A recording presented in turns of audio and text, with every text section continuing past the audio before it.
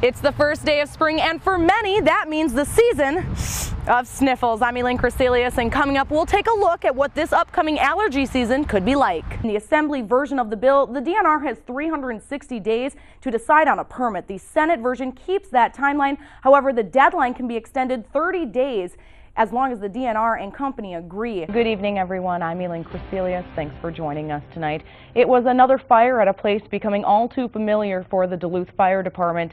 Even though it's early in the spawning season, experts say what they really need right now is rain to bring up the level of water in the rivers. Family members and community members read impact statements today in court, many of which touched on the gentle spirit of Megan Anderson. Well, after a rash of suspicious fires, the Superior Police and fire departments continue to call on the public's help. Well, no, Michelle, and by city ordinance, a group smaller than 50 people doesn't have to get a permit. And as we are right now, people will remember this is where Occupy Duluth set up a couple months ago, and they were here for about 2 months before they were required to get a permit. You the renter? No, I'm not. You want to go try to find the renter for me? For many residents who live in college neighborhoods, as the days get shorter, the nights get longer as students make their way back for fall semester. The trends are there that we know what weekends are going to be busier than other weekends for college parties simply because of events that are going on with the universities. Parties. How much have you had to drink? Have like 5 or 6 beers. Students making their presence known at all hours of the night. Blah, blah, blah, blah, blah, blah, blah, blah, blah, blah, blah, blah, blah. Controlling college parties has been a focus for city officials for years, and it seems the efforts may be paying off. And that's what we've been focused on in the last couple of years, is saying, we love college students, it's an important part of our local economy, but we still have to address the problems as well. I think it's gotten substantially better in the last 2 years in particular. A proactive attack from two fronts, the city and the universities, does seem to be paying off. According to the Duluth Police Department, statistics show that in the 2007 to 2008 school year, more than 400 party calls were made. However, last year that number was considerably lower, with the number of party calls not even breaking 250. But I think now, with a better understanding with the police department and I think UMD and a more unified front with the neighbors, I think it's much, much better. They're just kids and they enjoy life, so it's fine with them. Fine with me. It's brings money into the economy. I haven't had any trouble with anybody here, so it's been fine. That's not to say the partying has stopped. We have an ordinance in Duluth called social host. Invoking the city's social host ordinance has shown to be a strong deterrent. We got some social host tickets here, disturbing the neighborhood way earlier in the year. Those social host tickets cost Nose and each of his roommates about $500 apiece. Social host tickets are issued to renters or homeowners when they host an underage drinking party. They can also be issued to all of the renters who live in the house, whether they're home or not. Police say the ordinance is working. In 2010, only 1 or 2 houses were repeat offenders. Their spot they're living to, and you don't want people waking you up when you have a test the next day. Like, you don't want to be woken up if they have work the next day. You just have to make sure you respect people. But it's not just the law taking a proactive approach. UMD student leaders are also working hard to make sure students mesh well into their community. So we explain that you're moving not into the dorms with a bunch of other college kids, you're moving into a community with established residents, and you're becoming a part of that community. The Better Neighbors program at UMD helps promote good stewardship between students and local residents. I think with a bunch of people moving in every year, everything's changed. There's always going to be some issues. What we can do to alleviate those, we do, and we strive to do better every year. But what it comes down to is a basic respect between people. If residents respect students, and students respect the residents, a lot of those issues takes care of itself. In Duluth, Elayne Crecelius, the Northland's NewsCenter. It's a love that has no boundaries. I love music and dancing. Oh, I just love dancing too. So when Betty Marcinick Arndt was asked by her junior high music teacher to write words to a song the teacher had played, she didn't take any chances. I just wrote them down, but I had to hide them because the girls were trying to copy me, and I thought, you're not going to get my song. The lyrics she handed in to her teacher were then chosen for the first verse in a song many Duluthians know and sing proudly.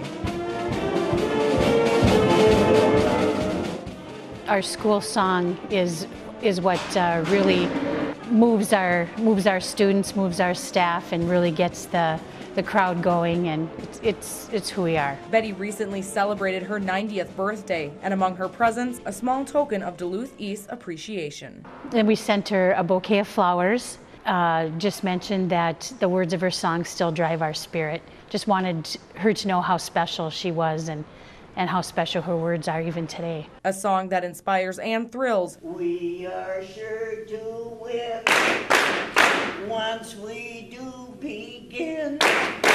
While still ringing true for greyhounds of all ages. Oh, that made my day. In Duluth, Elayne Crecelius, the Northland's NewsCenter.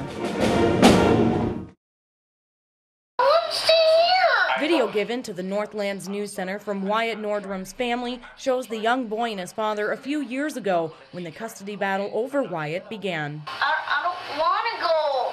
I'm sorry. You know what? Hey. I'm sorry, buddy. I don't want to let you go. Authorities have reviewed the video and say it appears legitimate. They also would like people to look carefully at the young boy to see if they recognize him, hoping to increase the chance that someone will spot the pair. The only contact the family has had, a single text message supposedly sent from Wyatt's cell phone, simply saying, "Hello, how are things?" The message doesn't really seem like it's from Wyatt. It's not what he would say. He's a 7-year-old. He usually would say, "What's up?" you know. Authorities say as time draws on, more concerns continue to arise. Wyatt's family says the boy has autism, and they're concerned about him being out of his element. James Nordrum Jr. has been diagnosed with depression in the past, according to family and authorities. It has been confirmed that he is taking medication, and one of our major concerns with the length that this draws out is the fact that he may not have access to medication and may choose not to renew them. While Nordrum Jr.'s family has continually stressed that Wyatt is not in any danger, both the family and the authorities are holding out hope for the same outcome. I would really like the puzzle pieces to start coming together so then we can get both of them back in a safe and peaceful manner. Like I've said from the beginning, we just want both of them home nice and safe. So our concern and our major effort from the very get-go is finding and locating both James Jr. and Wyatt quickly and safely. In Duluth, Elayne Crecelius, the Northland's NewsCenter. Good evening, everyone. I'm Elayne Crecelius. Thanks for joining us tonight. A situation still unfolding in a neighborhood near the University of Minnesota Duluth. Police confirming that they responded to a call on the 2100 block of Lakeview Drive to reports of an individual making threats. Local law enforcement, along with State Patrol, tactical response team members, and a canine unit all on scene. Residents living in the area ordered to evacuate their homes by police officers.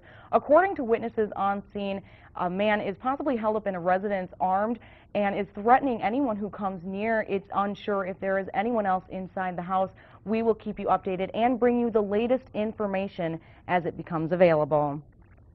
Authorities have identified the victim of a two-vehicle accident in Barron County, Wisconsin. According to the Wisconsin State Patrol, it happened last Wednesday. Two vehicles collided near Cameron, Wisconsin. Drivers of both the vehicles taken to the hospital. One of the drivers, Kelly Colinda from Chautauqua, died as a result of her injuries from the crash. John Henderson, the driver of the other vehicle, received non-life-threatening injuries in the accident. An investigation as to what caused the incident is underway. After waiting months for winter to come, Mother Nature seemingly tried to pack it all in this week. The first helping of snow on Wednesday left more than 9 inches of snow on the ground. Saturday, another band of snow dropped more than a foot of fluff in some places. While some were disgruntled by the amount of shoveling and car cleaning off that had to be done, many Northlanders felt better late than never. Now, warmer temps are expected to creep into the area early this week, and we'll have a complete look at what is coming up for the week weather-wise in the next few minutes. In the city of Duluth, reminding residents to adhere to alternate side parking with the new snow. Residents reminded to park on the odd side of the street this week. City officials say plow operators have been hard at work clearing streets and alleys and hope to have the even side of the streets finished by tomorrow. The Pony Express is alive and well in the Northland. Sort of. The ponies have been replaced by dogs, and the mail bags contain petitions to protect the environment from sulfide mining. Dave Anderson has the story. The sled dog petition drive is expected to make it to the Minnesota Capitol building on Thursday. The Duluth State of the City address has been postponed. The event was scheduled to take place tomorrow, but city officials say Mayor Ness is suffering from a severe stomach virus. City officials say they have discussed moving the speech to the 26th, but have not confirmed that exact date. Information on the rescheduled event is expected tomorrow. A benefit for Thaddeus Gadarian was held this afternoon at the Northwestern High School in Maple, Wisconsin. Thaddeus was diagnosed with a very rare disease, and all of the proceeds from the benefit are going to the Gadarian family to help with treatment costs. The event kicked off with a spaghetti lunch that was served all day, along with a variety of tasty treats. A carnival took place in the gymnasium, along with a silent auction with many great prizes. Over 100 volunteers from the surrounding communities and several different Lions clubs helped bring the benefit together for young Thaddeus and his family.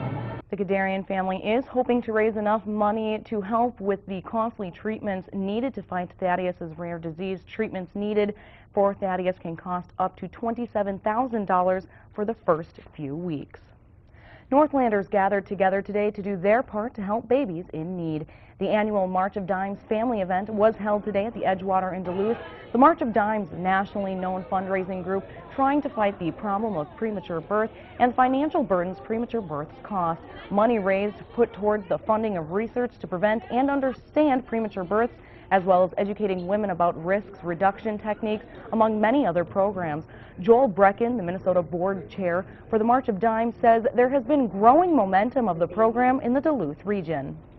With 18 marches happening in Minnesota and over 200 happening nationwide, the organization hopes to raise more than last year's $106 million. For more information on how you can help, you can log on to our website, northlandsnewscenter.com. Lawmakers from Minnesota and Wisconsin came together this weekend to celebrate some recent legislation passed by the U.S. House. The legislation is giving the go-ahead to a new bridge over the St. Croix River. Minnesota Senator Amy Klobuchar and Wisconsin Congressman Sean Duffy both toured the old bridge in Stillwater yesterday. The new $700 million bridge will be 4-lane and sit just south of where the current bridge is. Both Minnesota and Wisconsin will help fund the new bridge. Construction isn't expected to start until 2014. We're going to take a quick break here, but stay with us. When we come back, President Obama addresses the latest developments happening in Iran, plus Russia's prime minister declaring victory in the country's presidential election. We'll be right back.